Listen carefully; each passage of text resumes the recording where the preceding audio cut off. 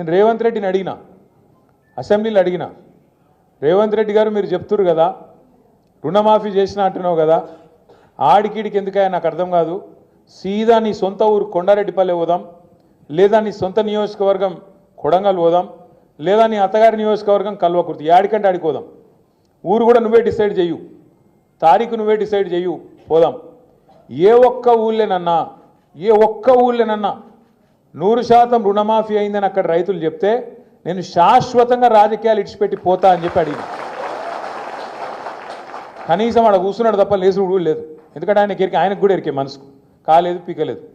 50,000 కోట్లు రుణమాఫీ, 49,500 కోట్లు, 2 లక్షల రుణమాఫీ కరెక్ట్గా చేయాలంటే 49,500 కోట్లు. ఈ లెక్క నేను చెప్పింది కాదు. రేవంత్ రెడ్డి ముఖ్యమంత్రి అయినాక 3వ రోజో 4వ రోజో బట్టి విక్రమార్క గారు ఒక మీటింగ్ పెట్టిండ్రు, ఆర్థిక మంత్రి గారు. మొత్తం బ్యాంకర్లందరినీ పిలిచిండు. ఎంత కావాలి రుణమాఫీకి అని అడిగిండు. 2 లక్షల రుణమాఫీ చేయాలి, ఎంత కావాలి? వాళ్ళు చెప్పారు కరీబ్ 50,000 కరోడ్ సాబ్, అస్సలు లెక్క 49,500 కోట్లు. మరి మీరు అంట్రీ కదా, సంతకం పెడతాం అంట్రీ కదా, పెట్టుర్రి అన్నారు. ఏడ పెడతామా, ఉత్తగేదో చెప్పినాం ఓట్ల కోసం అని చెప్పి తెల్లారి ముఖ్యమంత్రి గారు ఈ 49,000 ఏడున్నాయి లేవు అని చెప్పి తెల్లారి ఎక్కడో ముఖ్యమంత్రి స్పీచ్ ఇచ్చిండు. ఏమని? ఒక్క సంవత్సరం గట్టిగా కడుపు కట్టుకుంటే 40,000 కోట్లు ఏమున్నదా ఇట్లా పెట్టేస్తా అన్నాడు.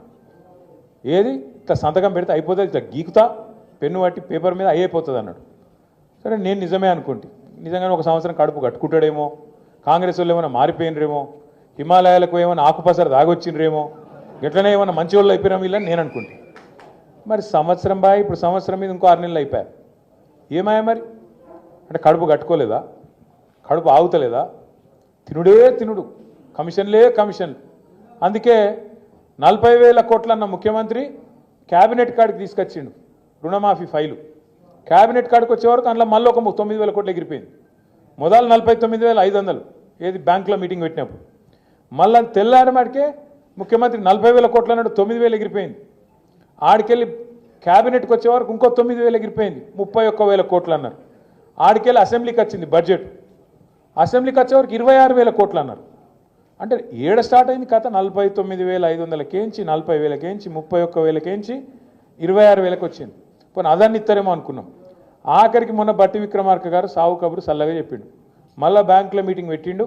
బ్యాంకులో మీటింగ్లో మనకు అర్థం కావద్దని ఇంగ్లీష్లో మాట్లాడిండు. కానీ మనకు కూడా కొంతమందికి ఇంగ్లీష్ వస్తుంది కదా, అందులో మాట్లాడిండు.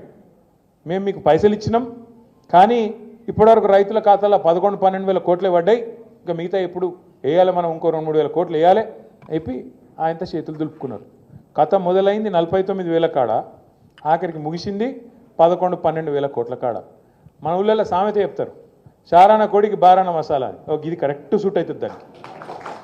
ఇచ్చింది చారాన వంతు, కానీ దానికి బిల్డప్ ఊరూర ఫ్లెక్సీలు, ఎక్కడ చూసినా ముఖ్యమంత్రి గారి ఫోటోలు, ఉప ముఖ్యమంత్రి గారి ఫోటోలు. మొన్న పోతుంటే నేను నల్గొండ పోయినా, నేను పెళ్ళికి పోతుంటే మిస్ వరల్డ్ కంటెస్ట్ అన్నారు. నేను బ్యానర్ చూస్తే మిస్ వరల్డ్ కంటెస్ట్లో ఎవరి మొక్కలున్నాయిరా అంటే రేవంత్ రెడ్డి, జూపల్లి కృష్ణారావు, బట్టి విక్రమార్క. ఇలా ముగ్గురులో ఎవరు మిస్ వరల్డ్ నాకైతే అర్థం కాలేదు. పేరేమో మిస్ వరల్డ్, చూస్తేనేమో వీళ్ళ ముగ్గురు అందాల పోటీ వీళ్ళకి పెట్టినట్టున్నది కథ.